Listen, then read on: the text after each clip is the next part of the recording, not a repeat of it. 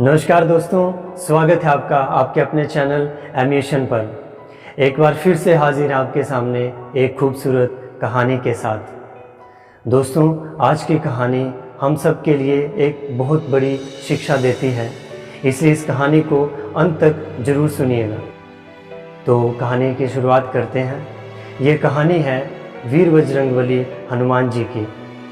दोस्तों, एक बार की बात है, श्री कृष्ण जी ने अर्जुन से कहा कि उन्हें पूजा के लिए कुछ फूल चाहिए।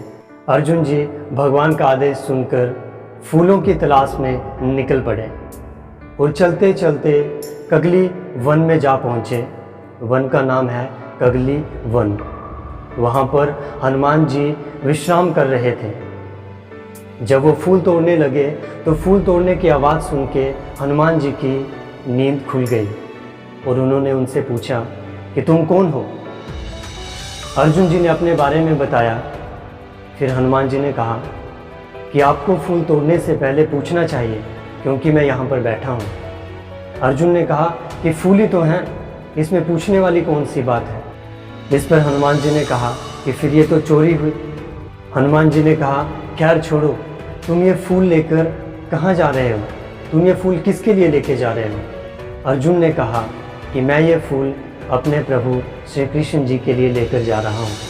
ये सुनकर हनुमान जी मन ही मन मुस्कुराए और कहा, फिर तो तुम्हारा चोरी करना बनता है।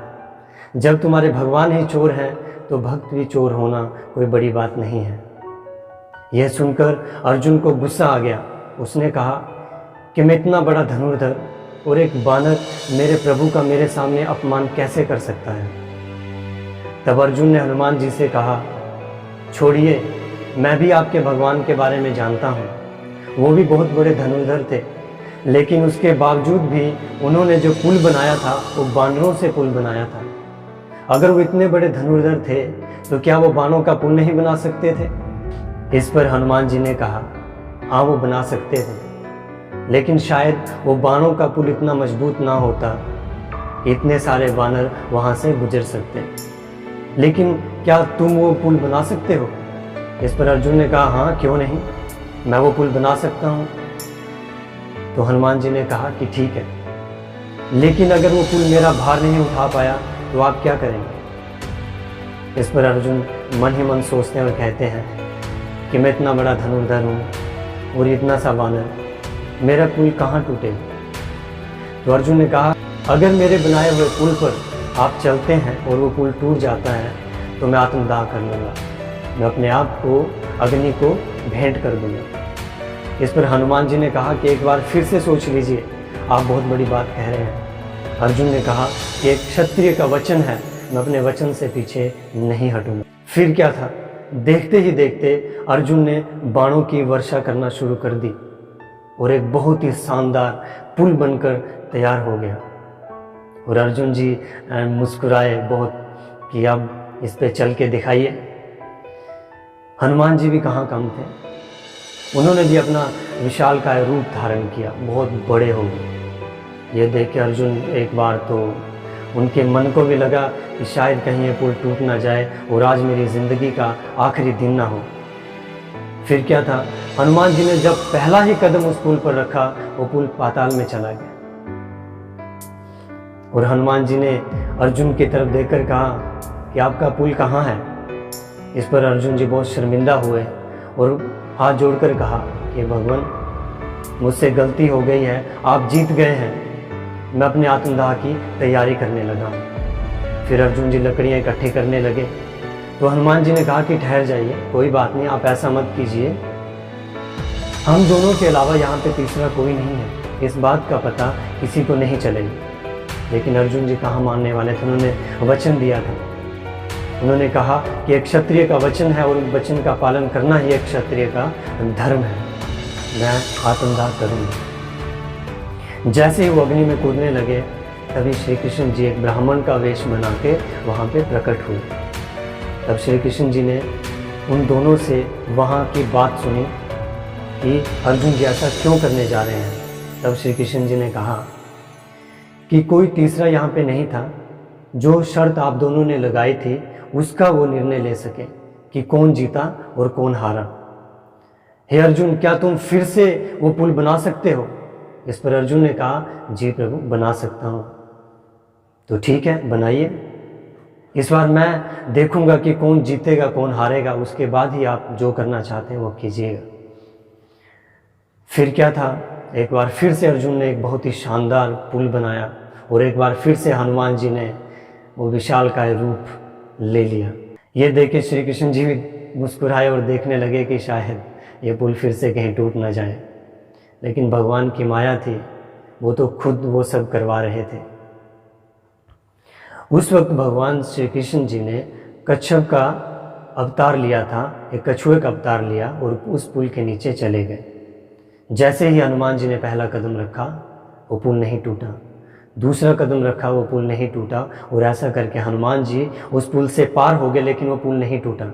ये देख के हनुमान जी को एक बार तो लगा कि ऐसा कैसे हो सकता है। लेकिन जैसे ही उनकी नज़र पुल से नीचे पड़ी तो उन्होंने कहा, हो प्रभु, ये तो आपकी ही लीला है, चलो आपकी आज्ञा, जैसी आपकी आज्ञा प्रभु। ये देख के अर्जुन जी ने कहा कि अर्जुन जी तो मन ही मन मुस्कुराए कि देखो मैं कितना बड़ा धनुर्धर हूँ, मेरा पुल नहीं टूटा, अब देखो मैं तुमसे क्या मांगता हूँ। इस पर श्री कृष्ण जी ने कहा कि अर्जुन, अभी सही वक्त नहीं आया है, जब सही वक्त आएगा जो वरदान हनुमान जी से चाहिए वो हम उस वक्त उनसे मांग लेंगे। ये देख के हनुमान जी वहाँ पे रह गए और अर्जुन और श्री कृष्ण जी वहाँ से चले गए। तो दोस्तों, कहा जाता है कि जब महाभारत हो रहा था तो श्री कृष्ण और अर्जुन जी के आग्रह पर ही हनुमान जी इसी शर्त के लिए अर्जुन के रथ में पताका के रूप में विराजमान थे। इसलिए अर्जुन का रथ बहुत बड़े बड़े बाणों को भी सह गया। इसलिए अर्जुन के रथ को कपिध्वज भी कहा जाता है। तो वहाँ पर भी एक छोटी सी कहानी है कि जब कर्ण और अर्जुन की लड़ाई हो रही थी तो अर्जुन जैसे ही कर्ण के रथ पे बाण चलाते उसका रथ 105 कदम पीछे चला जाता था।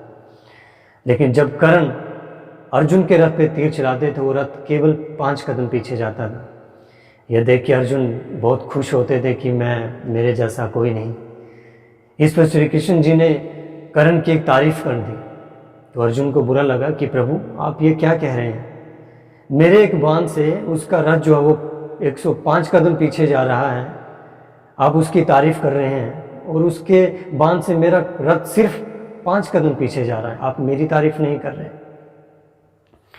तो श्री कृष्ण जी ने कहा कि अर्जुन, रथ के ऊपर देखिए, रथ के ऊपर जो विराजमान हैं श्री हनुमान जी, वो तीनों लोकों का भार लेके तुम्हारे रथ पर बैठे हैं, जिसकी वजह से और उसके बावजूद भी कर्ण का तीर तुम्हारे रथ को 5 कदम पीछे धकेल रहा है। कहते हैं जब वो युद्ध खत्म हुआ तो श्री कृष्ण जी ने अर्जुन से कहा कि आप पहले रथ से उतरिए। इस पर अर्जुन ने कहा कि प्रभु ऐसा क्यों? श्री कृष्ण जी ने उनसे आग्रह किया कि आप पहले उतरिए। अर्जुन जी रथ से उतरे, उसके बाद श्री कृष्ण जी वहाँ से उतरे। फिर श्री कृष्ण जी ने हनुमान जी से आग्रह किया कि आप अब रथ से उतर जाइए, और भगवान की आज्ञा पाके हनुमान जी उस रथ से उतर गए। और कहते हैं कि जैसे ही हनुमान जी उस रथ से उतरे थे वो रथ टूट के चकनाचूर हो गया और उस रथ में आग लग गई थी। ये देख के अर्जुन जी आश्चर्यचकित हो गए। तब श्री कृष्ण जी ने कहा कि अर्जुन, ये श्री हनुमान जी ही थे जिनकी वजह से तुम्हारा ये रथ इतने बाणों से, इतनी अग्नि से बचा हुआ है, और उनकी वजह से ही आप ये युद्ध जीत पाए हो। तो दोस्तों, ये कहानी नहीं, ये हमारी संस्कृति भी है, और ये कहानी हमें बहुत कुछ सिखाती है। आप लाइफ में बहुत से स्किल सीखिए, बहुत कुछ सीखिए। लर्निंग बहुत ज़रूरी है। जहाँ से भी आपको सीखने को मिलता है आप सीखिए। छोटे से सीखने को मिलता है छोटे से सीखिए, किसी बड़े से सीखने को मिलता है बड़े से सीखिए। लेकिन दोस्तों, कभी भी घमंड नहीं करना चाहिए, कभी भी अपने आप को बहुत ज़्यादा होनहार नहीं समझना चाहिए, अपने ऊपर घमंड नहीं करना चाहिए जैसा अर्जुन जी ने किया था। तो इसी कहानी के साथ आज का ये वीडियो ख़त्म करता हूँ, और आशा करता हूँ कि आपको हमारा ये वीडियो पसंद आएगा और आप इसको लाइक, शेयर और सब्सक्राइब ज़रूर करेंगे, ताकि आने वाले समय में हम अच्छी अच्छी स्टोरीज आपके लिए लाते रहें और ख़ुद को और आपको मोटिवेट करते रहें। नमस्कार।